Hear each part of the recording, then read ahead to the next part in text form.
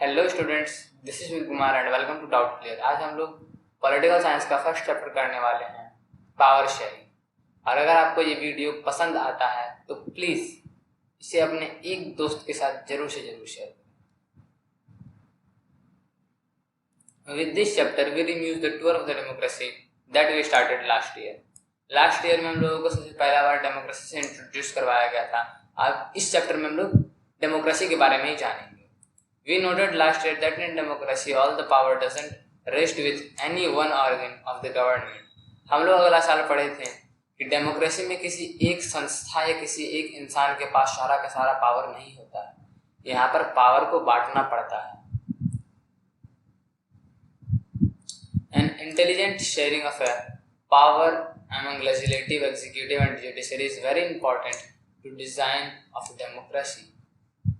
Democracy को बनाए रखने के लिए अपने पावर को लेजिस्लेटिव, एग्जीक्यूटिव और जुडिशरी में बांटना बहुत जरूरी है।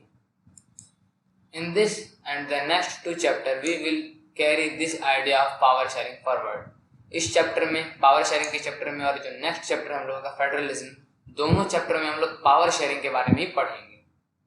We started with two stories from Belgium and Sri Lanka. हम लोग पावर शेयरिंग की बात को दो एग्जाम्पल से सीखेंगे, बेल्जियम और श्रीलंका का।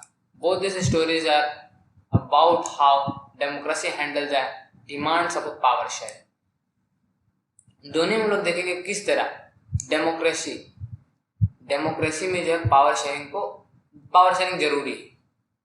The story yield some common conclusion about need of the power sharing and democracy. इस स्टोरी से हम लोगों को ये पता चलेगा कि एक डेमोक्रेसी में पावर शेयरिंग का क्या जरूरत है। This allows us to discuss the various forms of the power sharing that we will take up in the following two chapters। इसमें से हम लोग जो पावर शेयरिंग के डिफरेंट फॉर्म्स भी देखेंगे, किस तरह से पावर को शेयर किया जाता है। चैप्टर को भी स्टार्ट करते हैं। Belgium and Sri Lanka. Belgium is small country in Europe. Belgium Europe का एक छोटा सा कंट्री है, smaller in the area than the state of Haryana. Haryana से भी ज्यादा छोटा। It has border with France, the Netherlands and Germany and Luxembourg, Netherlands, France और जर्मनी से इसका ये घिरा हुआ। नीदरलैंड से जैसे घिरा होना ही चाहिए था, क्योंकि हम लोग हिस्ट्री में पढ़े थे कि 1815 में जब ट्रीटी ऑफ वियना हुआ था तब बेल्जियम को नीदरलैंड के साथ मिला दिया गया था और उसका कॉमनली नाम रख दिया गया था the United kingdom of Netherlands. इसके बाद 1830 में, जुलाई 1830 में ब्रुसेल्स में एक विरोध भड़का। उसके बाद वापस से बेल्जियम नीदरलैंड से अलग हो गया। It has a population of little over 1 crore, about half of the population of the Haryana. इसमें से 1 करोड़ का पॉपुलेशन है जो हरियाणा के लगभग हाफ है। The ethnic composition of the small country is very complex. इस कंट्री का जो जातीय विविधता है, एथनिक कंपोजिशन, वो बहुत ज्यादा कॉम्प्लेक्स है। मतलब यहाँ पे विवाद बहुत ज्यादा है। Of countries total population 59% living in the Flemish region and speak Dutch. 59% लोग फ्लेमिश रीजन में रहते हैं और डच बोलते हैं। Another 40% people live in Wallonia region and speak the French.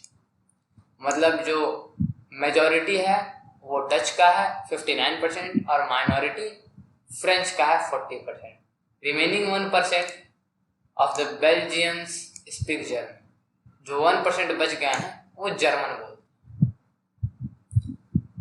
The capital city Brussels 80% of people speak French while 20% are Dutch. मतलब पूरे देश में डच मेजॉरिटी में जरूर है, लेकिन कैपिटल में ही डच माइनॉरिटी में। ये एक बहुत बड़ा बात है।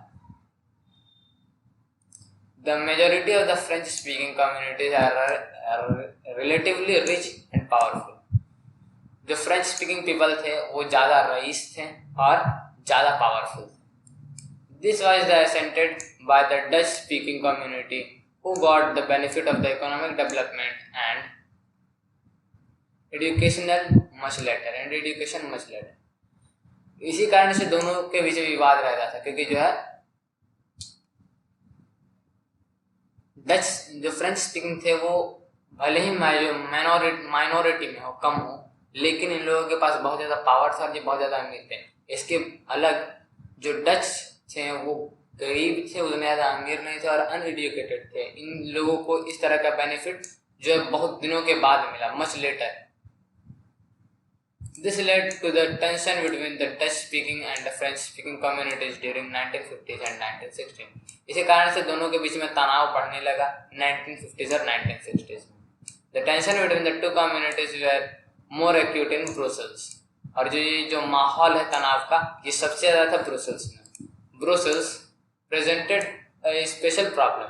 ब्रुसेल्स में एक अलग तरह का ही प्रॉब्लम था। The Dutch-speaking people constituted a majority in a country but minority in capital. Dutch speaking भले ही मेजोरिटी में हो पूरा कंट्री में, लेकिन कैपिटल में माइनॉरिटी में। Let us compare this situation in another country. इसी तरह का एकदम एथनिक कंपोजिशन एक दूसरा कंट्री का है, मतलब जहाँ एक जाति छोटा है, एक जाति बड़ा है, और छोटा जाति बड़ा जाति को, मतलब बड़ा जाति जो छोटा जाति को दबाना चाहता है, वो है Sri Lanka.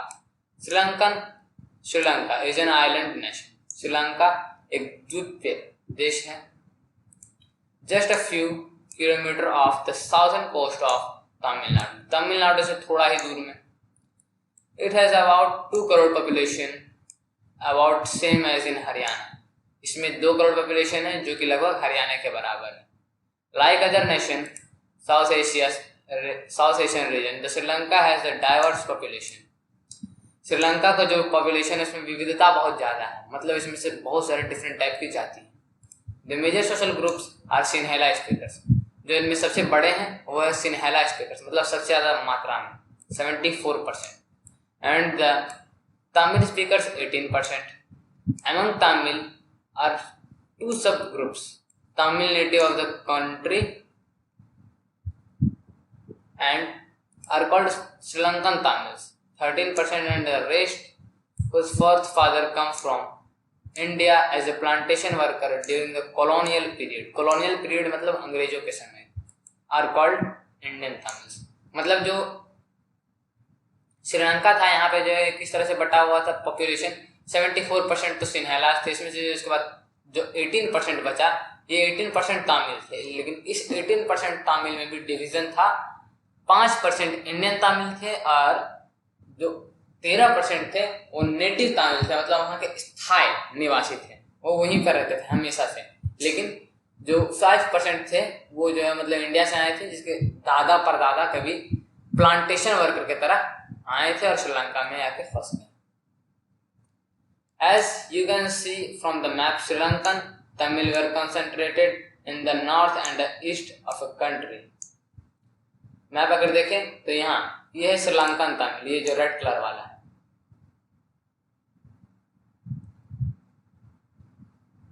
Most of the Sinhala speakers people are Buddhist, while the most of the Tamils are Hindu and Muslims. ज़्यादातर जो सिन्हेला स्पीकर्स थे वो बुद्धिस्ट थे और ज़्यादातर जो तमिल स्पीकर थे वो या तो हिंदू थे या तो मुसलमान थे। There are about 7% Christians who have both Tamil and Sinhala. तो एक तो हम लोग भाषा के आधार पर देखें, भाषा के आधार पर किस तरह से बटा हुआ था श्रीलंका। भाषा के आधार पर सबसे बड़ा था सिन्हेला स्पीकर 74%, इसके बाद आता तमिल स्पीकर 13%, और इस 13% में भी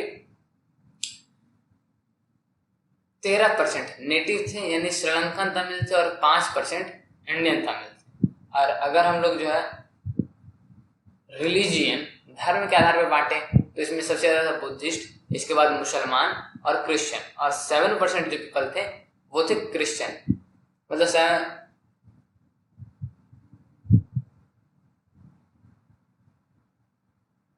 just imagine that what could happen in situation like this. एक बार सोच करके देखिए इस सिचुएशन में क्या हो सकता है। सिन्हेलास जरूर चाहेगा कि वो तमिल पर दबदबा बने। In Belgium, the Dutch community could take the advantage of its numeric majority and force its will on the French and German-speaking population.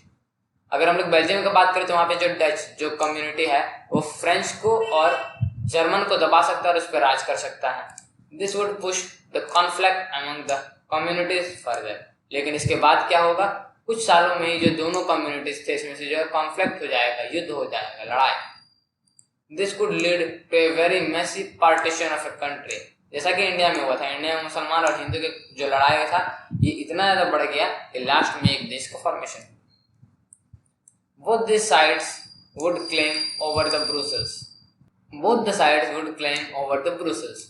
जो दोनों का दोनों हैं, डच और फ्रेंच, दोनों का दोनों चाहे कि हम ब्रिटिश ब्रुसेल्स पे कब्जा कर लें, क्योंकि कैपिटल पे अगर हम कब्जा कर लिए तो लगभग कंट्री पे हम कब्जा कर लेंगे। In Sri Lanka the Sinhalas community enjoyed an even bigger majority that could impose its will on entire country. यहाँ विल का मतलब है इच्छा। जो सिंहलाज स्पीकर्स थे, जो श्रीलंका का यहाँ पर है, श्रीलंका का सिंहलाज और भी ज्यादा मेजोरिटी में थे। वो तो चाहते तो आराम से अपना विल, अपना इच्छा जो है दूसरों पर इम्पोज करते थे, जबरदस्ती थोप सकते थे, जिस तरह ब्रिटिश क्या करते थे। Now let us look at what happened in both this countries. अब हम लोग जो अपने नेक्स्ट लेक्चर में देखेंगे कि दोनों कंट्री के साथ क्या क्या हुआ, दोनों किस तरह से जो पावर शेयरिंग को हैंडल करते हैं और दोनों के साथ क्या क्या होता है।